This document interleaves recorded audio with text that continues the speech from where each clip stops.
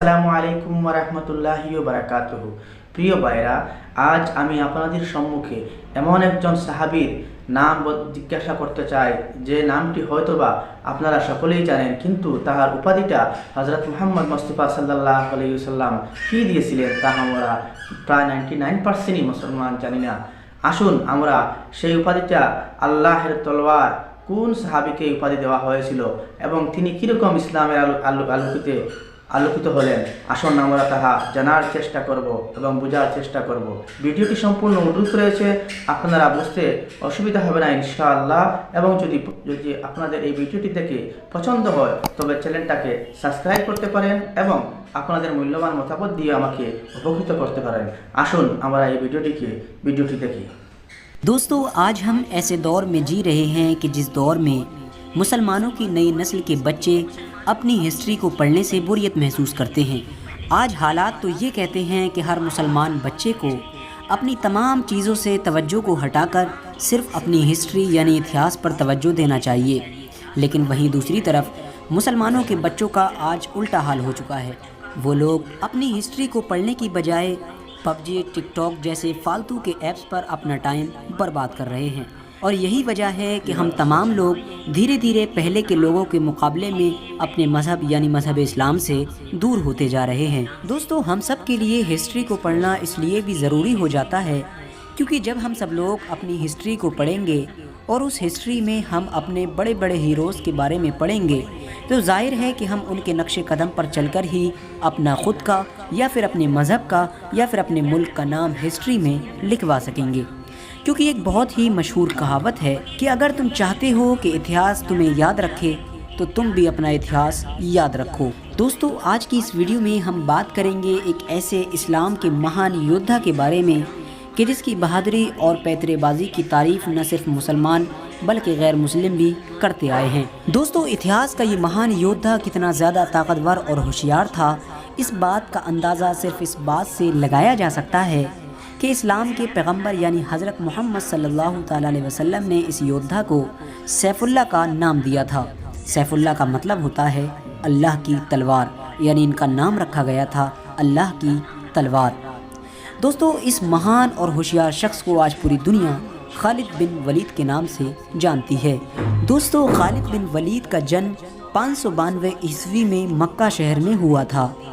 आपके वालिद यानी जिनका नाम वलीद था, उनकी गिनती मक्का के उन चंद लोगों में हुआ करती थी जो मक्का में सबसे ज़्यादा अमीर और सबसे ज़्यादा नामवर लोग थे। दोस्तों, जिस वक्त इस्लाम के पैगंबर यानी हज़रत मोहम्मद सल्लल्लाहु अलैहि वसल्लम ने नबुव्वत का ऐलान किया और लोगों को इस्लाम की तरफ बुलाना शुरू किया, उस वक्त खालिद बिन वलीद उन लोगों में गिने जाते थे कि जो लोग इस्लाम के सबसे ज़्यादा मुखालिफ थे।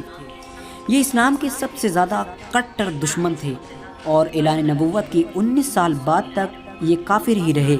ये इस्लाम के इतने ज़्यादा बड़े दुश्मन थे कि हमेशा इस्लाम को ही मिटाने के बारे में सोचा करते थे, हमेशा इस्लाम के ख़िलाफ़ साजिश करने वालों के साथ ही में बैठा करते थे। मगर दोस्तों, जग ज़ाहिर है कि अल्लाह ताला की तो शान ही निराली है। कोई नहीं जानता कि अल्लाह ताला किसे हिदायत दे दे, और यही खालिद बिन वलीद के साथ हुआ। दोस्तों, जब भी मुसलमानों और काफिरों के दरमियान जंग हुआ करती थी तो ज़्यादातर जंगों में काफिरों की तरफ से फ़ौज के सिपहसालार हज़रत खालिद बिन वलीद ही हुआ करते थे, क्योंकि ये फ़ौज में सबसे ज़्यादा महारत रखा करते थे। दोस्तों, यकीनी तौर पर आपने वो वाक़या तो ज़रूर सुना या पढ़ा होगा कि जब जंग उहद के मौके पर हुजूर अकरम सल्लल्लाहु ताला अलैहि वसल्लम ने मुसलमानों की फ़ौज में से कुछ सहाबा को एक पहाड़ी के रास्ते पर ये कहकर खड़ा कर दिया था कि चाहे मुसलमान फ़ौज जीते या हारे, लेकिन तुम लोगों को इस पहाड़ी के रास्ते से नहीं हटना है। क्योंकि वजह ये थी कि वो पहाड़ी ऐसी जगह पर थी कि मक्का के काफिरों की फ़ौज अगर चाहती तो उस पहाड़ी के रास्ते से पीछे से आकर मुस्लिम फ़ौज पर चुपके से हमला कर सकती थी। लिहाजा हुजूर अकरम सल्लल्लाहु अलैहि वसल्लम ने इसी वजह से उस पहाड़ी पर चंद सहाबा को खड़ा कर दिया था ताकि काफिर इधर से किसी भी सूरत में हमला नहीं कर सकें। दोस्तों, बहुत ख़तरनाक जंग हुई। मुसलमानों ने गिनती में कम होने के बावजूद भी मक्का के काफिरों को धूल चटा दी, लेकिन यकीनन खुदा ताला को कुछ और ही मंजूर था। जिन चंद लोगों को इस्लाम के पैगंबर यानी हुजूर अकरम सल्लल्लाहु ताला अलैहि वसल्लम ने पहाड़ी के रास्ते पर खड़ा किया था, उन लोगों ने जब देखा कि मुसलमान जंग जीत गए हैं और काफिरों के माल को लूटने लगे हैं تو ان لوگوں میں سے زیادہ تر لوگوں نے بھی اپنی جگہ چھوڑ دی اور میدان میں آ کر خوشی منانے لگے۔ اس کا نتیجہ یہ ہوا کہ خالد بن ولید جو اس وقت کافروں کی فوج میں شامل تھے اور اس وقت کافر ہوا کرتے تھے اور جنگ میں بھی بہت زیادہ مہارت رکھا کرتے تھے، انہوں نے اپنے چند لوگوں کے ساتھ میں پیچھے سے مڑ کر اس پہاڑی والے راستے سے مسلمانوں پر دوبارہ حملہ کیا۔ یہ اتنا خطرناک حملہ تھا کہ مسلمانوں کو کچھ سمجھ ہی نہیں آیا کہ آخر یہ کیسے ممکن ہو گیا۔ خالد بن ولید نے اپنی تلواروں سے لگاتار کئی صحابہ کو شہید کر دیا اور دیکھتے ہی دیکھتے پوری جنگ کا نقشہ بدل گیا۔ وہ جنگ جو مسلمان جیت چکے تھے اب ان کی ہار میں بدل چکی تھی، اور یہ سب کچھ ہوا تھا خالد بن ولید کی مہارت کی وجہ سے، جو اس وقت کافر ہوا کرتے تھے۔ دوستو، صلح حدیبیہ کے بعد حضرت خالد بن ولید اکثر پریشان رہنے لگے تھے، اور ان کی پریشانی کی صرف ایک ہی وجہ تھی، اور وہ وجہ تھی اسلام کی دن و دن ترقی ہونا۔ دوستو، وہ ہمیشہ سوچتے رہتے تھے کہ آخر کیا وجہ ہے کہ کافروں نے کئی بار مسلمانوں کو جنگ کے میدان میں چیلنج کیا ہے، لیکن کافروں نے ہمیشہ اچھے ہتھیار اور اچھے جنگجو اپنے پاس ہونے کے باوجود بھی ہمیشہ مسلمانوں سے منہ کی کھائی ہے۔ ان کے دماغ میں عجیب عجیب باتیں آیا کرتی تھیں۔ وہ سوچتے تھے کہ آخر کیا وجہ ہے کہ مسلمان ہمیشہ ہم سے جیت جاتے ہیں؟ کہیں ایسا تو نہیں کہ مسلمانوں کے ساتھ کوئی غیبی طاقت ہو؟ کبھی ان کے دماغ میں آتا کہ کہیں ایسا تو نہیں کہ محمد سچ میں ہی اللہ کا رسول ہو؟ دوستو، حضرت خالد بن ولید ان تمام باتوں سے پریشان ہی تھے کہ اچانک سے ایک دن ان کے بڑے بھائی کا ان کے پاس ایک خط آتا ہے۔ اس خط میں لکھا ہوا تھا کہ اے خالد، تم کہاں ہو؟ حضرت محمد صلی اللہ علیہ وسلم نے مجھ سے تمہارے بارے میں پوچھا ہے کہ آخر خالد کہاں ہے۔ اس خط میں ان کے بھائی نے لکھا تھا کہ میں چاہتا ہوں کہ تم اس اندھیری دنیا سے نکل کر اسلام کی روشنی کی طرف آؤ اور اسلام میں داخل ہو جاؤ۔ یہ خط پڑھتے ہی حضرت خالد بن ولید کے اوپر اس خط کا اتنا خطرناک اثر ہوا کہ آپ فوراً پیغمبر محمد صلی اللہ تعالیٰ علیہ وسلم کی طرف روانہ ہوئے اور ان کی خدمت میں حاضر ہو کر اسلام قبول کر لیا، یعنی اسلام دھرم میں شامل ہو گئے۔ دوستو، حدیثوں کی کتاب میں آتا ہے کہ پیغمبر محمد مصطفیٰ صلی اللہ علیہ وسلم نے رومن امپائر کی طرف یعنی سیریا کی طرف، جسے پہلے ملک شام کہا جاتا تھا، اپنا ایک ایلچی روانہ کیا، لیکن رومن امپائر نے اپنے غرور و گھمنڈ میں آ کر مسلمانوں کے اس ایلچی کو قتل کر دیا۔ اور ظاہر ہے کہ پہلے کے دور میں کتنا بھی خطرناک دشمن ہو لیکن ایلچی کو وہ قتل نہیں کیا کرتا تھا، کیونکہ ایلچی کو قتل کرنے کا مطلب ہوا کرتا تھا جنگ کا کھلم کھلا اعلان کرنا۔ جب مسلمانوں کا ایلچی قتل کر دیا گیا تو حضور نے بھی مدینے سے صحابہ کی ایک بڑی فوج کو جنگ کے لیے سیریا کی طرف روانہ کیا اور اس جنگ کا سپہ سالار بنایا حضرت زید بن حارثہ کو۔ دوستو، زید بن حارثہ حضور اکرم صلی اللہ تعالیٰ علیہ وسلم کے منہ بولے بیٹے بھی تھے، اور یہ وہ واحد صحابی ہیں کہ جن کا نام قرآن میں بھی آیا ہے۔ اور حضور نے جاتے ہوئے صحابہ کو یہ نصیحت فرمائی کہ اگر زید شہید ہو جائے تو اس کے بعد اپنی فوج کا سپہ سالار جعفر کو بنا دینا، اور اگر جعفر بھی شہید ہو جائے تو اپنی فوج کا سپہ سالار عبداللہ بن رواحہ کو بنا دینا، اور اگر وہ بھی شہید کر دیا جائے تو اس کے بعد جس پر تم لوگ متفق ہو جاؤ اسی کو اپنا سپہ سالار بنا دینا۔ حضور نے یہ نصیحت کر کے سیریا کی طرف اپنے لشکر کو روانہ کیا، اور حضور صلی اللہ علیہ وسلم مسجد نبوی میں اپنے چند صحاباؤں کے ساتھ مدینے شہر میں بیٹھ گئے۔ ایک طرف سیریا میں جنگ ہو رہی تھی اور دوسری طرف حضور مدینے میں پوری جنگ کا نقشہ اپنے صحابہ کو بیٹھ کر بتا رہے تھے۔ بڑی ہی خطرناک جنگ ہوئی اور حضور رو رہے تھے اور اپنے صحابہ سے کہہ رہے تھے کہ جنگ میں اب زید کو شہید کر دیا گیا ہے، اسلامی فوج کا جھنڈا اب جعفر بن طیار کے ہاتھ میں آ گیا ہے۔ تھوڑی دیر بعد حضور رو رہے تھے اور کہہ رہے تھے کہ جعفر کو بھی شہید کر دیا گیا ہے اور اب جنگ کا جھنڈا عبداللہ بن رواحہ کے پاس آ پہنچا ہے۔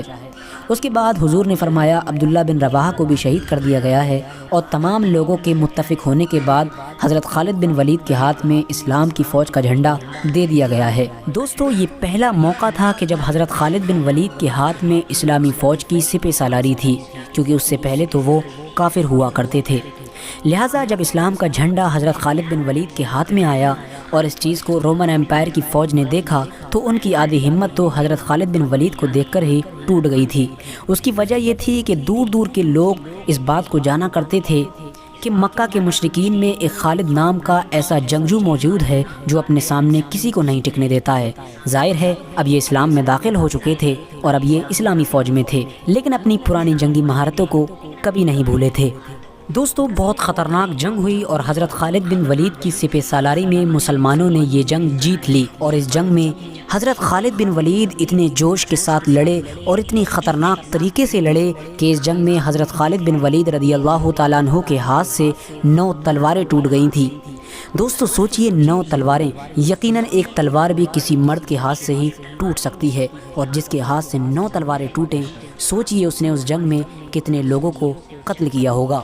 دوستو جیسا کہ میں نے آپ کو پہلے بھی بتایا کہ پیارے نبی یعنی حضور اکرم صلی اللہ تعالیٰ علیہ وسلم سیریا میں ہو رہی جنگ کا حال مدینے میں بیٹھ کر اپنے صحابہ کو بتا رہے تھے اور رو رہے تھے، تو جب حضرت خالد بن ولید نے اپنی بہادری کے بلبوتے پر اس جنگ کو فتح کر لیا تو حضور نے خوش ہو کر تمام صحابہ کے سامنے حضرت خالد بن ولید کو ایک نیا نام دیا، اور وہ نام تھا سیف اللہ، اور حضور نے فرمایا کہ اب مسلمانوں کی فوج کی سپہ سالاری سیف اللہ کے ہاتھ میں ہے۔ دوستو سیف اللہ کا مطلب ہوتا ہے اللہ کی تلوار۔ حضور نے تمام صحابہ کو جنگ کی فتح کی خوشخبری سنائی۔ یہ جنگ بعد میں جا کر جنگ موتا کے نام سے مشہور ہوئی تھی۔ دوستو ظاہر ہے کہ حضرت خالد بن ولید کا ذکر ہو اور جنگ یمامہ کا ذکر نہ ہو، یہ تو ممکن ہی نہیں ہے۔ حضرت خالد بن ولید کی سب سے مشہور جنگ جنگ یمامہ ہے۔ یہ وہ جنگ تھی کہ جو مسلمانوں نے ایک ایسے شخص سے لڑی تھی کہ جس نے حضور اکرم صلی اللہ تعالیٰ علیہ وسلم کی وفات کے بعد، یعنی جب حضور اس دنیا سے ظاہری طور پر انتقال کر گئے تھے، تو اس نے نبوت کا دعویٰ کر دیا تھا اور اس نے کہا تھا کہ میں بھی نبی ہوں۔ اس کا نام تھا مسلمہ کذاب۔ یقیناً یہ جنگ بہت خطرناک تھی، کیونکہ مسلمانوں کے سامنے کوئی چھوٹی موٹی فوج نہیں تھی بلکہ بہت بڑی فوج تھی۔ اس فوج کی تعداد تھی تقریباً 50 سے 60 ہزار، لیکن ظاہر ہے کہ مسلمان بھلے ہی کم تھے لیکن ان کا سپہ سالار ایسا خطرناک انسان تھا جس کا نام تھا حضرت خالد بن ولید۔ حضرت خالد بن ولید نے اپنے پیتروں اور ہوشیاری سے مسلمہ کذاب کی اتنی بڑی فوج میں تباہی مچا دی اور وہ لوگ گھبرا کر اپنے قلعوں میں واپس بھاگنے پر مجبور ہو گئے۔ حضرت خالد بن ولید نے ان کے قلعوں کو چاروں طرف سے گھیر لیا اور مسلمہ کذاب کو قتل کر دیا گیا۔ اس کے بعد یہ جنگ بھی جیت لی گئی۔ حضرت خالد بن ولید حضرت ابوبکر صدیق کی خلافت کے پورے دور میں مسلمانوں کے آرمی چیف بنے رہے، یعنی مسلم فوج کے سپہ سالار بنے رہے۔ لیکن جب جنگ یرموک کا وقت آیا اور اس وقت تک حضرت ابوبکر صدیق کی وفات ہو گئی تھی اور حضرت عمر فاروق اعظم رضی اللہ تعالیٰ عنہ مسلمانوں کے خلیفہ بن چکے تھے، تو حضرت عمر رضی اللہ تعالیٰ عنہ نے حضرت خالد بن ولید کو مسلمانوں کے آرمی چیف کے پد سے ہٹا دیا۔ دوستو آج بھی بہت سے مسلمانوں کے دماغ میں بھی یہی غلط فہمی رہتی ہے کہ حضرت عمر فاروق اعظم نے ایک ایسے سپہ سالار کو آرمی چیف کے پد سے کیوں ہٹا دیا جو ہر جنگ میں مسلمانوں کی فوج کو فتح دلا رہا تھا۔ اس کی مین وجہ یہ تھی کہ حضرت عمر فاروق اعظم رضی اللہ تعالیٰ عنہ کی ان سے کوئی ذاتی دشمنی نہیں تھی، بلکہ اس کی اصل وجہ یہ تھی کہ حضرت خالد بن ولید کی سپہ سالاری میں مسلمان لگاتار فتح پہ فتح حاصل کیے جا رہے تھے، اور لگاتار فتح حاصل کرنے کی وجہ سے مسلم فوج کے سپاہیوں کے دماغ میں یہ بات بیٹھ چکی تھی کہ ہم حضرت خالد بن ولید کی وجہ سے ہی جنگ کو جیتتے ہیں، یعنی اگر کسی جنگ میں ہمارے ساتھ خالد بن ولید نہیں ہوں گے تو ہم اس جنگ کو کبھی نہیں جیت پائیں گے۔ مسلم سپاہیوں کی اسی سوچ کو مٹانے کے لیے حضرت عمر فاروق نے حضرت خالد بن ولید کو آرمی چیف کے پد سے ہٹا کر ان کی جگہ پر حضرت ابو عبیدہ ابن جراح کو بیٹھا دیا تھا۔ حضرت عمر کے اس فیصلے سے پورے مدینے میں افراتفری مچ گئی، لوگوں کے درمیان ادھر ادھر کی باتیں ہونے لگی۔ تمام لوگ کہنے لگے، ارے عمر نے یہ کیسا فیصلہ لے لیا، اب مسلم فوج کا کیا ہوگا؟ اتنی بڑی فوج کے سامنے مسلم فوج کیسے مقابلہ کرے گی؟ اگر مسلمان ہار گئے تو کون ذمہ دار ہوگا؟ لیکن دوستو خدا کو کچھ اور ہی منظور تھا۔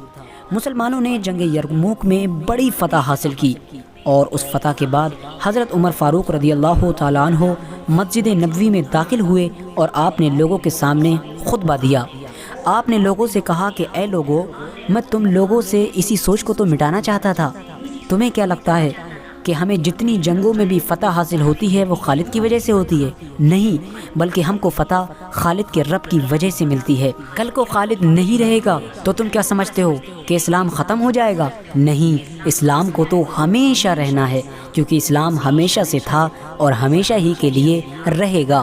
میرے پیارے دوستو، حضرت خالد بن ولید نے اپنی پوری زندگی میں تقریباً 200 جنگیں لڑی تھیں، اور یہ دنیا کے پہلے ایسے آرمی چیف تھے کہ جنہوں نے اپنی پوری زندگی میں ایک بھی جنگ نہیں ہاری تھی، یہاں تک کہ وہ ایک جنگ جو انہوں نے کافروں کی طرف سے مسلمانوں کے خلاف لڑی تھی یعنی جنگ احد، اس میں بھی ان کو فتح حاصل ہوئی تھی۔